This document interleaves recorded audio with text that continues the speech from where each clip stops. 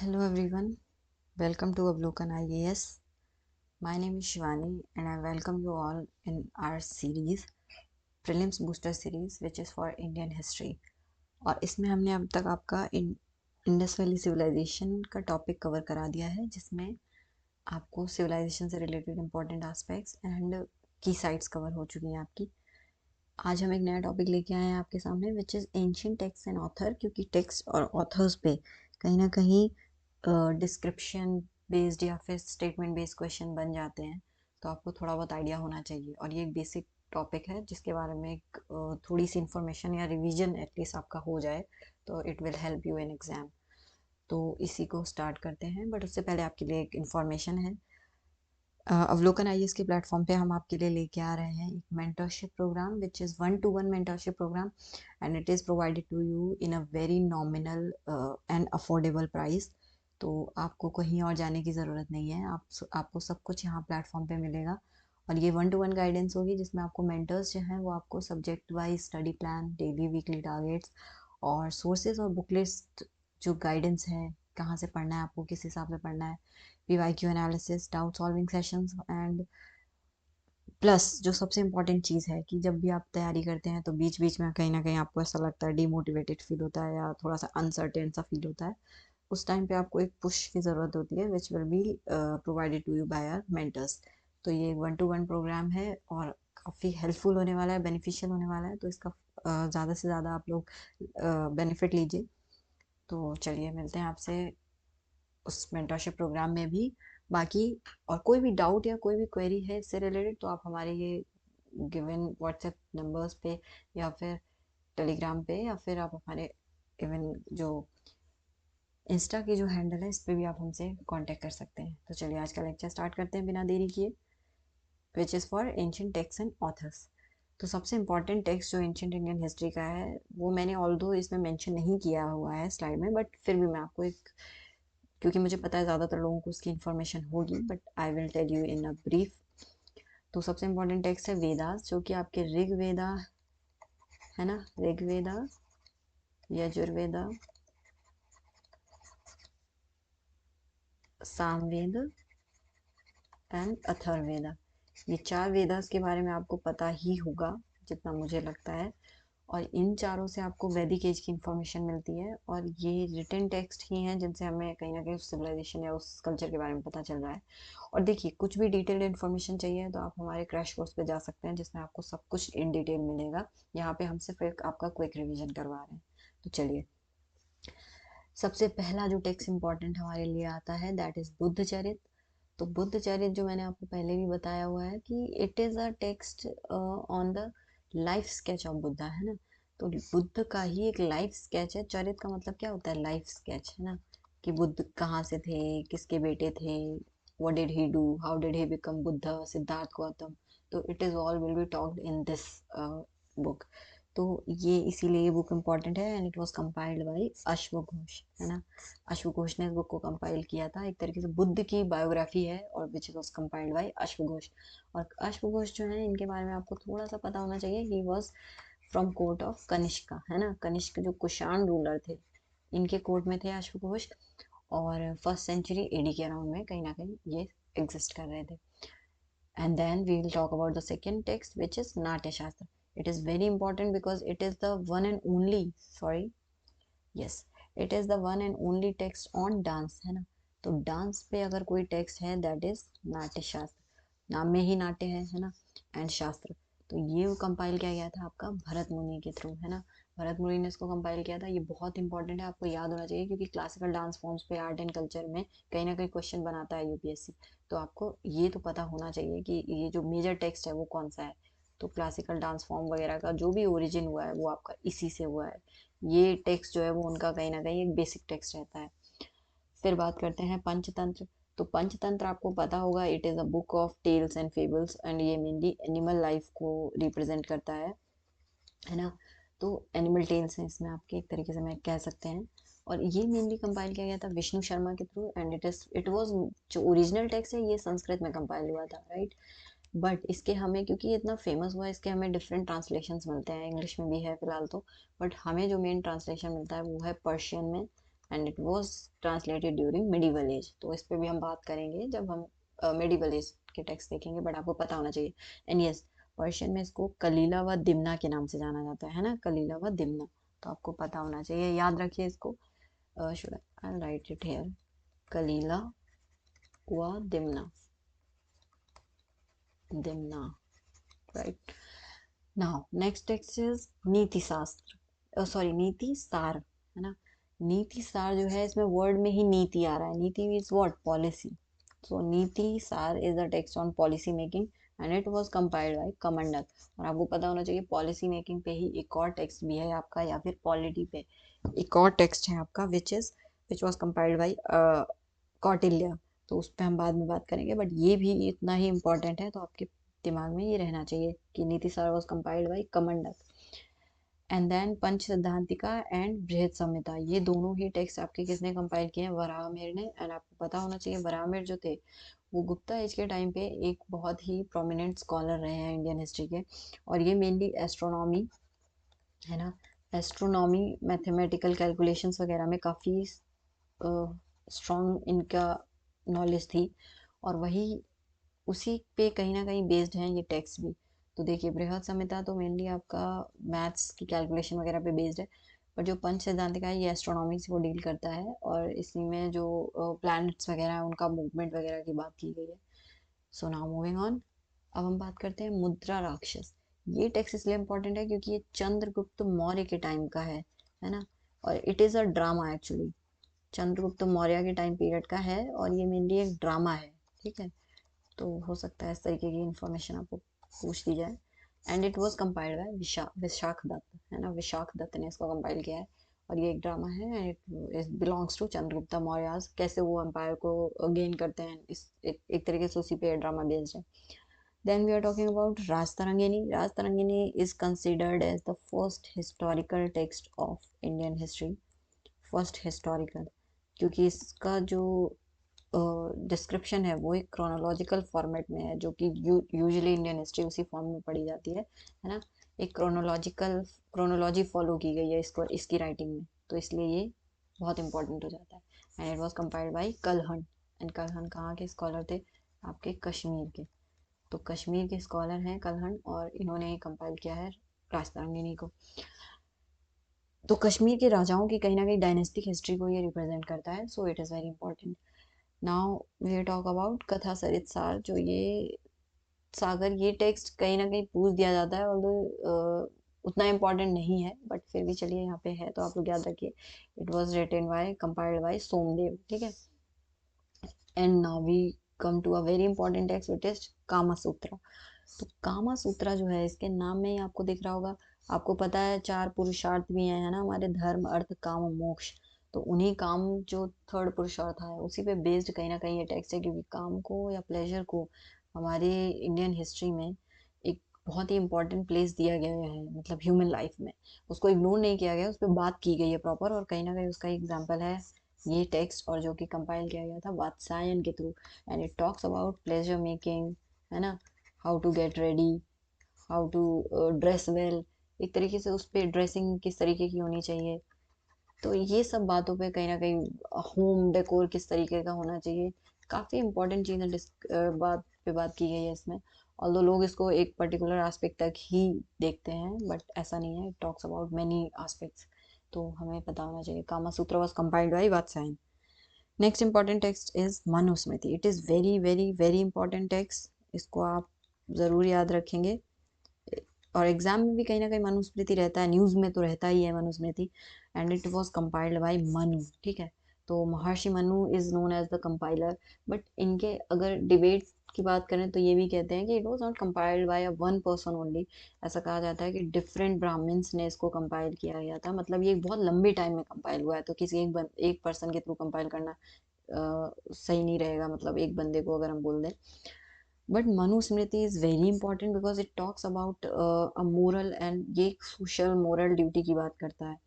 हमारी लाइफ कैसे रन होगी, क्या ड्यूटीज़ हैं, फीमेल की ड्यूटी क्या है, मेल की ड्यूटी क्या है, एज अ सोसाइटी हमारी ड्यूटीज़ क्या हैं, क्या हमारे मोरल एथिक्स होने चाहिए। मतलब एक तरीके से पूरा इंडियन जो सिस्टम है, जो इंडियन हिंदू कल्चर है, वो कहीं ना कहीं रन होता है मनुस्मृति से ही। तो इसलिए आपको ये पता होना चाहिए, ठीक है। तो इसका ट्रांसलेशन भी किया गया है ब्रिटिशर्स के द्वारा जेंटू लॉज के फॉर्म में, है ना। तो जेंटू लॉज क्या है एक्चुअली, आपके जेंटू लॉज क्या है, वो यही है। और इनको लॉ ही बोला जाता है, ये लॉ बुक बोली जाती है, क्योंकि सारा जो इंडियन हिस्ट्री, जो इंडियन कल्चर है, जो इंडियन सोसाइटी है, वो कहीं ना कहीं मनुस्मृति के लॉज को ही फॉलो करता है। चाहे वो आपके हेरिडेड हेरि जो क्या कहते हैं उसको, उत्तराधिकार हो, एंसेस्ट्री हो, हर फॉर्मेट में आपका मनुस्मृति के लॉज फॉलो किए जा रहे हैं। Then moving on to next, that is scholar, याद रखिए Kalidas. Kalidas is very important person. इनके टाइम पे कई टेक्स्ट इन्होंने कंपाइल किए हैं, जैसे एक टेक्स्ट है आपका शाकुंतलम, है ना। It is very very popular. Shakuntala जो स्टोरी है दुष्यंतन शाकुंतला की, इट इज़ वेरी पॉपुलर, और ये कंपाइल किया था कालिदास ने। और इसके अलावा रघुवंशम है आपका, ऋतु संहार है, मेघदूतम है, कई टेक्स्ट हैं जो कि कालिदास ने कंपाइल किए हैं। कुछ ड्रामाज हैं, कुछ प्ले हैं, कुछ इस तरीके से कई डिफरेंट टेक्स्ट हैं। तो आपको लेकिन पता होने चाहिए, तो अगर बात हो तो आपको पता हो। और मेघदूतम भी है one of the text, Meghadutam, जिसमें जो क्लाउड्स हैं वो कहीं ना कहीं दूत बनते हैं एक तरीके से। देन सूर्य सिद्धांत एंड आर्यभट्टिय। तो ये दोनों टेक्स्ट बहुत क्रूशियल हैं, क्योंकि ये दोनों ही कंपाइल किए गए हैं आपके आर्यभट्ट के थ्रू। आर्यभट्ट को आपको पता है इंडियन हिस्ट्री के बहुत प्रोमिनेंट स्कॉलर माना जाता है, और ये मेनली आपके गुप्तास के टाइम पीरियड पे रहे थे। और इन्होंने सूर्य सिद्धांत, जो कि बात करता है आपके सन और मून का जो मूवमेंट है ना, उनके इक्लिप्सेस हैं, इन सब चीज़ों की बात करता है, अर्थ का मूवमेंट है, कहीं ना कहीं इन चीज़ों पे बात करता है। और आर्यभट्टिया जो है, ये भी इन्हीं ने कंपाइल किया था। ये तो याद करना आसान है क्योंकि आर्यभट्ट से ही आर्यभट्टिया बना है। बट सूर्य सिद्धांत आप लोग याद रखेंगे, it is of Aryabhatta. Then we come to the next text which is Aihole. तो एहोल एक्चुअली कोई टेक्स्ट नहीं है, बट इट इज इम्पॉर्टेंट क्योंकि इससे इंफॉर्मेशन मिलती है, तो हमने यहाँ पे इसको मेंशन किया है। Aihole was compiled by Ravi Kirti, ठीक है। तो Aihole is actually inscription which was compiled by Ravi Kirti. और इसमें मेनली आपका जो पहला एविडेंस है वो सती का फर्स्ट एविडेंस मिलता है। तो सती इज व्हाट, सती एक प्रैक्टिस है actually, which is which has been performed by Indians since ages, and ये इसका पहला एविडेंस ही आपको कहाँ से मिल रहा है, एहोल से मिल रहा है। So it that is why it becomes important. और ये मेनली आपका गुप्ता एज के टाइम पे लिखा गया है, यानी 5th सेंचुरी एडी में। और ये देखिए सती क्या है, सती जो है इसमें ये होता था कि अगर किसी फीमेल के हस्बैंड की डेथ हो जाती थी तो उसको भी फ्यूनरल पायर पे बिठा दिया जाता था, और मतलब उसको भी जला दिया जाता था साथ में। तो काफ़ी हीनियस क्राइम कह सकते हैं इसको, एक तरीके से, कि विमेन को भी कोई जीने का अधिकार नहीं दिया गया उस तरीके से। तो ये सती यहाँ पे इम्पोर्टेंट हो जाता है, और इसीलिए ये होल इम्पोर्टेंट है। Now indica. इंडिका जो है ये बुक कंपाइल जो लिखी गई है, ये लिखी गई है मेगास्थनीज के थ्रू। एंड मेगास्थनीज जो थे, ये आपको पता होना चाहिए, he was ambassador, a Greek ambassador to Chandragupta Maurya court, ठीक है। ग्रीक एम्बेसडर हैं, और जो आपके आते हैं चंद्रगुप्त मौर्य के कोर्ट में, ठीक है। अगर मैं CGM पूरा ही लिख देती हूँ, चंद्रगुप्त मौर्य, इनके कोर्ट में ये आए हैं। और आप देखिए मौर्यन डायनेस्टी से रिलेटेड आपको काफ़ी टेक्स्ट या चीज़ें मिलेंगी जो कि मौर्यन हिस्ट्री के बारे में बताती हैं, क्योंकि इसका मतलब है कि उस टाइम पे जो आर्ट आर्किटेक्चर है या जो लिटरेचर है, इसको काफ़ी प्रमोशन मिला है। तो इंडिका जो है it is one of the earliest travelogue, ठीक है। ट्रैवलॉग नहीं कह सकते हैं, ट्रैवलॉग नहीं है, क्योंकि वो यहाँ पे एम्बेसडर के फॉर्म में थे और तब लिखा है उन्होंने, ठीक है। बट किसी मैगस्टनी जो है वो ओल्ड, मतलब अर्लीस्ट ट्रैवलर रहे हैं वो कहीं ना कहीं भारत में आने वाले, जो फॉरेन ट्रैवलर ने लिखा है, दैट इज इंडिका, ठीक है। नाउ विल टॉक अबाउट अर्थशास्त्र। अर्थशास्त्र वाज कंपाइल्ड बाय कौटिल्य, अभी हमने बात की थी। अर्थशास्त्र जो है, नाम से ऐसा लगता है it is a book on economy, but it is not, it is a book on polity, ठीक है। पॉलिटी की बात करता है अर्थशास्त्र, किस तरीके से जो किंग है उसकी किंगशिप किस तरीके से रन होगी, इकोनॉमी कैसे रन होगी, फॉरेस्ट रिसोर्सेज कैसे मेंटेन करेगा किंग, कैसे अपनी सोसाइटी को मेंटेन करेगा, लॉज क्या होने चाहिए, इन सब पे बात करता है अर्थशास्त्र, ठीक है। तो इसलिए इम्पोर्टेंट हो जाता है।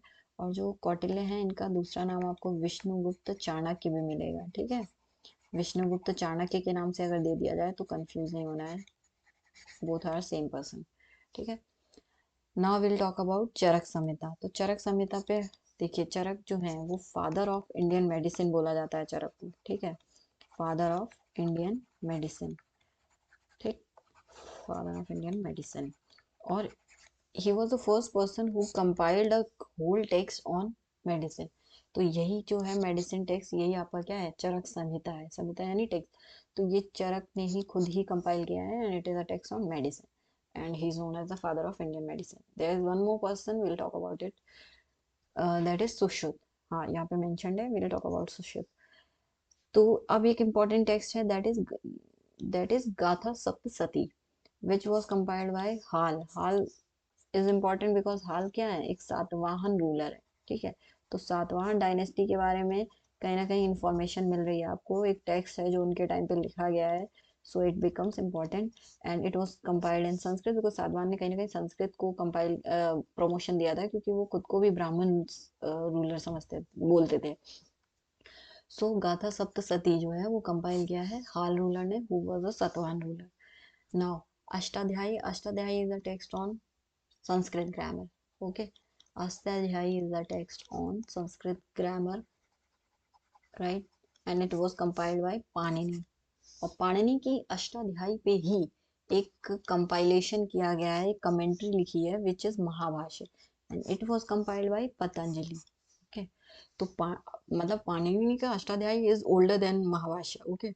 और महा अष्टाध्यायी पे ही एक कमेंट्री लिखी है आपके पतंजलि ने।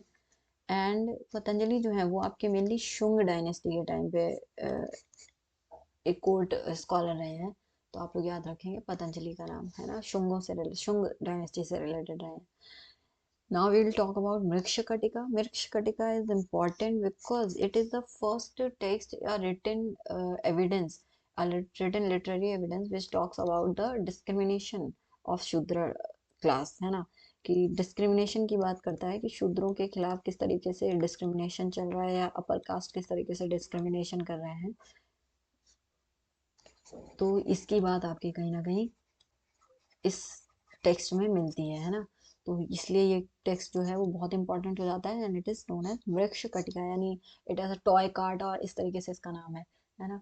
तो ये आप लोग याद रखेंगे। इट वॉज कंपाइल्ड बाय शूद्र, नाम भी देखिए, शूद्रों के खिलाफ ही डिस्क्रिमिनेशन हो रहा है, और स्कॉलर भी शूद्रक ही है, तो याद करना थोड़ा आसान है, बट याद कर लीजिए वृक्ष कटिका। Now will talk about Milinda Panho. जो मिलिंद पन्नो है, it is a book in a dialogue form, ठीक है, and which kind of dialogue, question and answer format, ठीक है, क्वेश्चन आंसर फॉर्मेट में है ये एक तरीके का text. And it was compiled by Nagasena, who was answering the question of Milinda. Milinda, who is Milinda? Milinda is a Greek king. Greek king कौन थे? मेनांडर, ठीक है, ग्रीक किंग मेनांडर जो है, इन्हीं को नागसेन अपनी प्राकृतिक लैंग्वेज में मिलिंद बोलते हैं। मिलिंद पन्नो यानी the questions of Menander, and it was compiled by Nagasena. नाकू was Nagasena, a Buddhist monk, okay. तो बुद्धिस्ट मॉन्क हैं who is giving answers to the question of Menanders, ठीक है। तो that is why it is a important text, and it is known as Milinda Panho. Panho is what? Panho is question, ठीक है, पन्नो का मतलब ही क्वेश्चन है। Okay, so next text is Sushrut Samhita. Sushrut Samhita is compiled by Sushrut, and Sushrut is who? Sushrut is father of surgery, ठीक है, father of surgery. Indian surgery भी बोल सकते हैं, but father of surgery, Indian history में इनको father of surgery के नाम से जाना जाता है, because Sushrut was the person जिन्होंने सर्जरी में काफ़ी डिटेल डिस्क्रिप्शंस लिखे हैं, और काफ़ी बताया है कि किस तरीके कोई सर्जरी है उसको किस तरीके से परफॉर्म करना है, कौन से टूल्स यूज़ करने हैं, वो सब उन्होंने अपनी इस टेक्स्ट में बताया है, which is Sushrut Samhita. So it becomes very important. और आप अभी हमने बात की थी एक चरक संहिता है, which is a text on medicine, okay. So this is all for the lecture. हमने काफ़ी इंपॉर्टेंट टेक्स्ट को काफ़ी डिटेल में और अच्छी तरीके से डिस्कस किया है। I hope it is useful to you. बाकी आप लोग देखते रहिए सीरीज़ को, और इस ज़्यादा डिटेल में अगर आपको टॉपिक वाइज इंफॉर्मेशन चाहिए तो आप जाइए हमारे क्रैश कोर्स पे, जो कि इंडियन हिस्ट्री का अवेलेबल है हमारे प्लेलिस्ट में, अवलोकन आईएएस के प्लेटफॉर्म पे। तो ज़्यादा से ज़्यादा जुड़िए एंड शेयर करिए। Thank you for seeing the lecture. Will meet in the next lecture. Thank you.